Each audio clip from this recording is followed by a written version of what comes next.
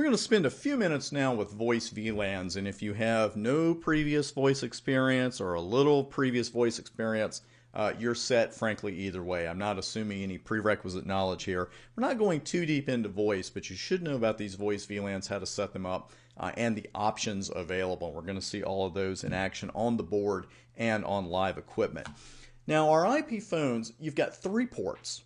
One is connected to a switch, another is connected to a PC, and finally a third is an internal connection to what we call an ASIC, an application-specific integrated circuit. It's a chip that's created for one specific application, get it? Or one specific purpose. Now with Cisco IP phones, we don't have to worry about the PC here, because as far as the PC is concerned, it's attached directly to that switch. As far as the direct connection to the IP phone is concerned, the PC is unaware and it just don't care. Now, let's talk about end users for a moment. What makes end users crazy? And I know that you may think there are a lot of answers to this. Just remember, let's be kind because we're all end users in one way or another. Not being able to print. Hey, I've been there. It drives people crazy. Not being able to get in their email. That's when, brain circuits begin to, short circuit. And the third one is when voice traffic is continually interrupted. It starts sounding like this. Hi, my name is that. It just sounds horrible because it's continually being interrupted. Well, that is the result of jitter. And jitter is defined by Wikipedia as, let me take a deep breath here, the deviation from true periodicity of a presumed signal in electronics and telecommunications, often in relation to a reference clock source. Well, that's a pretty highfalutin definition. I just call it that really annoying continual interruption in a voice stream that makes you want to tear your own eardrums out. There's nothing worse than listening to a song that starts jittering. It just plucks my eardrums and my nerves, and it probably does the same for you.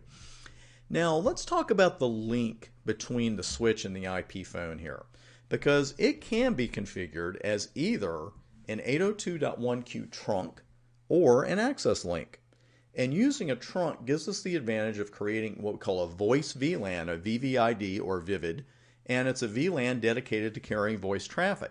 Now the VVID allows the highest QoS available because it gives our delay-sensitive voice traffic priority over normal non-voice data streams. Now using an access link, you already know the trouble this could lead to. When we're using access link, we're mixing our voice and data traffic up and we're carrying it in the same VLAN. And that can lead to jitter issues pretty quick. It can lead to time-related delivery issues with that voice traffic. It's not a matter of the voice packets not getting where they need to get. It's that they're not getting where they need to get quickly enough. Because the human ear, it's pretty unforgiving. It will only accept 140 to 150 milliseconds of delay before it notices a problem with voice delivery. And when the voice traffic gets delayed a little bit and your end users start noticing a problem with voice delivery and their eardrums get plucked, your support center phones start to ring. Now, even though this link can be a trunk or an access link, seems pretty clear cut, and it is, we actually have 4 options for the switch to phone link, 3 of them involving a trunk. It will not surprise you that the option use an access link does not involve a trunk, but the other 3 here do. We could use a trunk and use what we call 802.1p.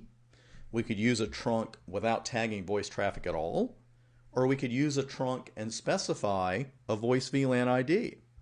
Now the question, who's the boss, has stumped great thinkers, great scholars, and live-in housekeepers of eras past and present. But in this situation, it's clear cut, there's no ambiguity. The boss is the switch, because the switch is telling the phone, here's which one of these options we're going to use. So we're configuring the switch port only at this particular point. The only thing I've pre-configured on the live switch is that it's using VLAN 100 right now for normal data. The native VLAN is unchanged from the default, you know what that is, and I verified that with this partial output of show interface switch port. This is what you're going to see continually on the board. That's all I'm going to show you. I will bring up the same command on the live equipment so you can see first off that it gives you over a screen of information, and secondly I'll show you exactly where that VLAN information is. Now let's bring up the live equipment here, and I want to show you the options that are listed. and it's switchport voice VLAN. Here are the options. First off, we can enter a number, which is the VLAN for our voice traffic. Second option is .1p, priority tagged on PVID. That's the port VLAN ID. That's the regular VLAN ID, the non-voice one. None, which seems to be kind of secretive, saying, hey, don't tell the telephone about the voice VLAN. We don't want them to find out.